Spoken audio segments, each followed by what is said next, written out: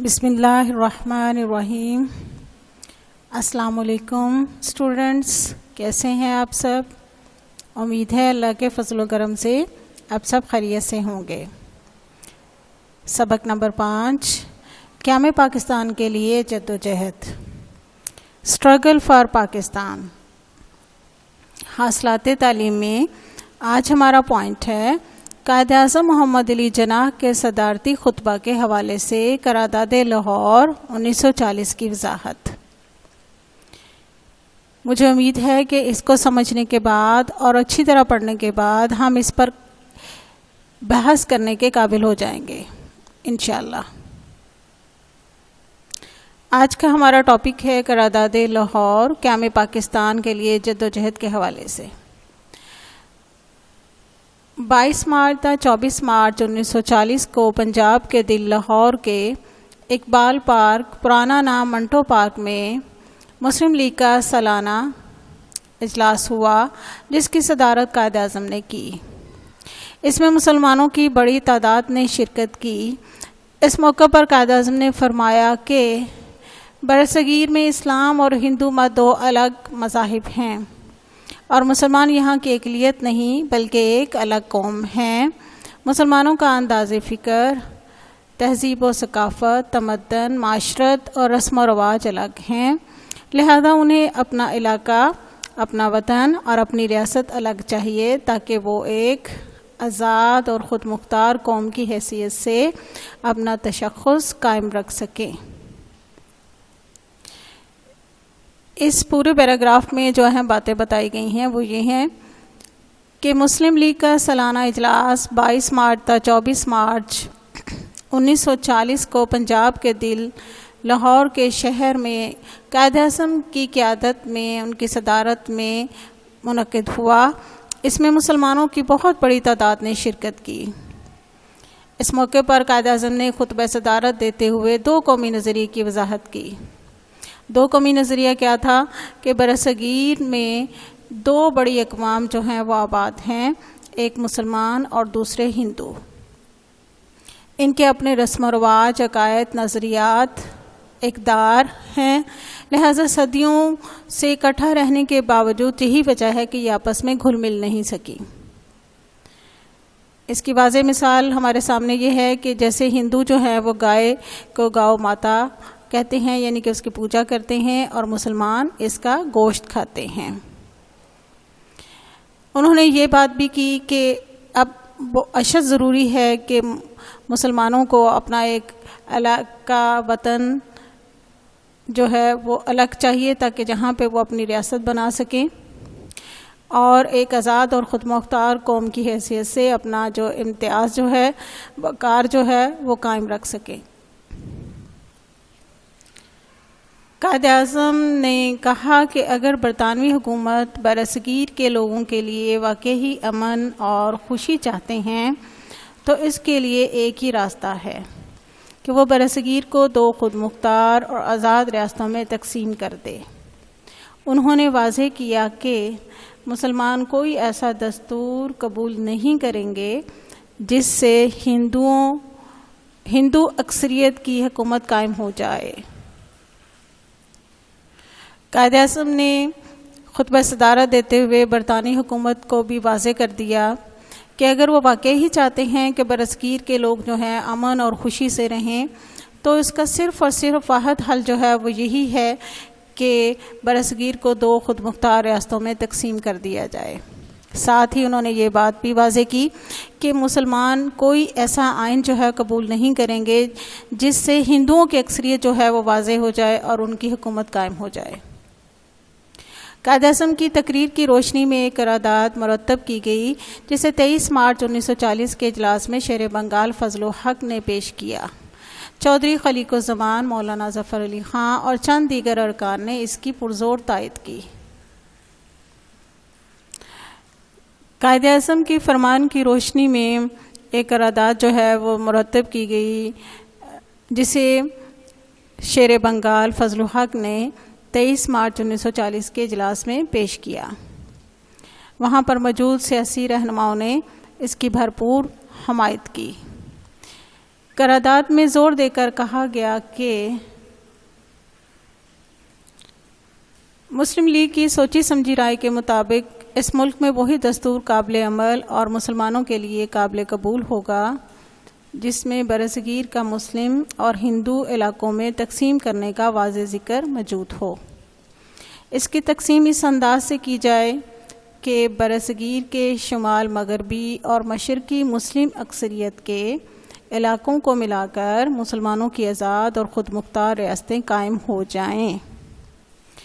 مسلم اور ہندو خود مختار ریاستوں میں اقلیتوں کے مذہبی، ثقافتی، معاشی، سیاسی اور انتظامی حقوق اور مفادات کی حفاظت کے لیے مؤثر تحفظات کا انتظام کیا جائے۔ اس پیراگراف کو ہم قرارداد کا متن بھی کہیں گے کہ اس میں کیا کہا گیا۔ تمام مسلم لیگی رہنماؤں کی متفقہ رائے کے مطابق انہوں نے یہ فیصلہ کیا کہ اس ملک میں وہی آئین جو ہے مسلمان اس پر عمل بھی کریں گے اور وہ ان کے لیے قابل قبول بھی ہوگا کہ جس میں برصغیر کا مسلم اور ہندو کہ جہاں جہاں مسلم آباد ہیں اور جہاں جہاں ہندو آباد ہیں ان علاقوں کو تقسیم کرنے کا واضح ذکر موجود ہو۔ اس کی تقسیم اس انداز سے کی جائے کہ برصغیر کے شمال مغربی اور مشرقی مسلم اکثریت کے علاقوں کو ملا کر وہاں پہ مسلمانوں کی آزاد اور خود مختار ریاستیں قائم ہو جائیں، اور جو ریاستیں قائم ہوں گی مسلم اور ہندو یہ خود مختار ہوں گی۔ ان خود مختار ریاستوں میں اقلیت یعنی کہ جو کم تعداد میں، جہاں مسلمان کم تعداد میں ہوں گے اور جہاں ہندو کم تعداد میں ہوں گے، ان کے تمام بنیادی حقوق جو ہیں مذہبی، سیاسی، معاشی، ثقافتی جو ہیں ان کی حفاظت کی جائے گی اور ان کے لیے مؤثر جو ہے تحفظات کا جو ہے وہ انتظام کیا جائے گا، یعنی کہ ان کو ہر قسم کا تحفظ جو ہے وہ فراہم کیا جائے گا۔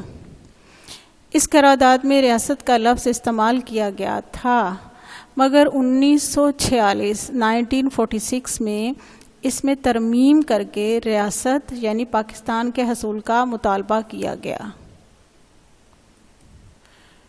قرارداد 1940 میں پہلے ریاستوں کا لفظ استعمال کیا گیا تھا، لیکن بعد میں 1946 میں اس میں تبدیلی کر کے ریاست کی جگہ پاکستان کا جو نام ہے وہ استعمال کیا گیا، یعنی کہ اس کے حصول کا مطالبہ کیا گیا۔ یہی قرارداد لاہور بعد میں قرارداد پاکستان کے نام سے مشہور ہوئی۔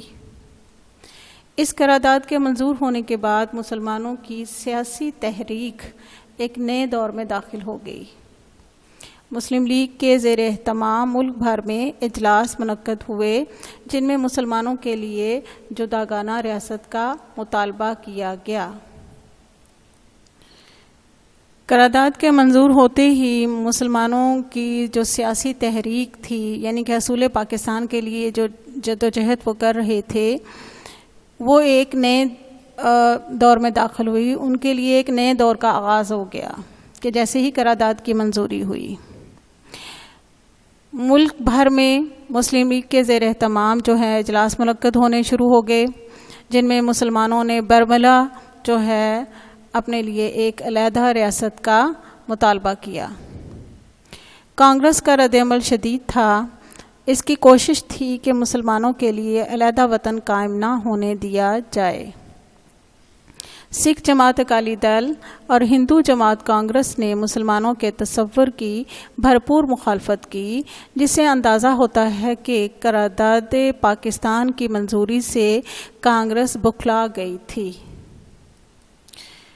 اس پیراگراف میں بتایا گیا ہے کہ جیسے ہی قرارداد پاکستان کی منظوری ہوئی تو کانگریس بالکل ہل کے رہ گئی، یعنی کہ حیران ہو گئی، اور انہوں نے اس پر شدید غم و غصے کا اظہار کیا۔ ان کی کوشش تھی کہ مسلمانوں کے لیے علیحدہ وطن قائم نہ ہونے دیا جائے۔ اس کے برعکس سکھ جماعت اکالی دل جو ہے انہوں نے بھی پاکستان کے تصور کی بھرپور مخالفت کی۔ یہ ہمارا آخری پیراگراف ہے۔ قرارداد پاکستان کی منظوری کے بعد حصول پاکستان کی جدوجہد شروع ہوئی جو 7 سال جاری رہی۔ ہندوؤں اور انگریزوں نے اس کے راستے میں جگہ جگہ رکاوٹیں کھڑی کیں، لیکن مسلمانوں کا ارادہ پکا تھا اور ان میں ایک سچی لگن تھی۔ انہوں نے موقف کے درست ہونے کا پکا یقین تھا، انہیں اپنے موقف کے درست ہونے کا پکا یقین تھا، اس لیے دشمنوں کی چالیں بالآخر ناکام رہیں۔ جیسے ہی قرارداد پاکستان جو ہے منظور ہوئی تو ہندوؤں اور انگریزوں نے مسلمانوں کو اس کاوش سے روکنے کے لیے جگہ جگہ ان کے راستے میں مصائب اور مشکلات کھڑی کر دیں۔ ان پر لاٹھی چارج کیا گیا، ان کو پابند سلاسل کیا گیا، یعنی کہ بغیر کسی وجہ کے ان کو قید کر دیا گیا تاکہ وہ کسی طریقے سے بھی اپنے اس ارادے سے باز آ جائیں۔ لیکن مسلمانوں کا ارادہ پکا تھا، ان کی لگن سچی تھی اور انہیں اپنے موقف کے درست ہونے کا پکا یقین تھا، اس لیے اللہ کے حکم سے دشمنوں کی تمام چالیں جو ہیں وہ ناکام ہو گئیں اور بالآخر دنیا کے نقشے پر پاکستان جو ہے وہ 1940 سے لے کر 1947 یعنی کہ 7 سال کے عرصے میں جو ہے وہ نمودار ہوا، معرض وجود میں آیا۔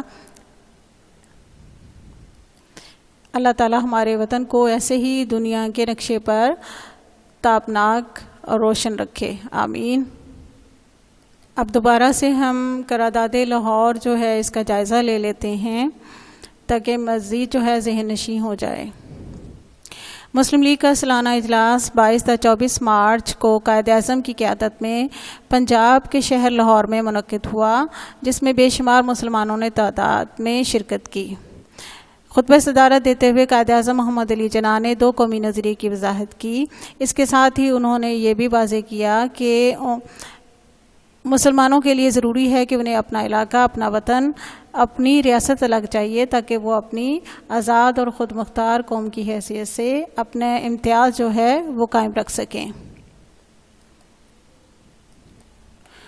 خطبہ صدارت کے دوران ہی قائد اعظم نے برطانوی حکومت کو بھی یہ بات ذہن نشین کروا دی کہ اگر وہ برصغیر کے لوگوں کے لیے واقعی امن اور خوشی چاہتے ہیں تو اس کا صرف اور صرف واحد حل جو ہے وہ یہی ہے کہ برصغیر کو 2 آزاد اور خود مختار ریاستوں میں قائم کر دیا جائے۔ اس کے ساتھ ہی انہوں نے یہ بھی فرمایا کہ مسلمان کوئی ایسا قانون جو ہے وہ قبول نہیں کریں گے جس سے ہندوؤں کی اکثریت جو ہے وہ واضح ہو جائے اور ان کی حکومت قائم ہو جائے۔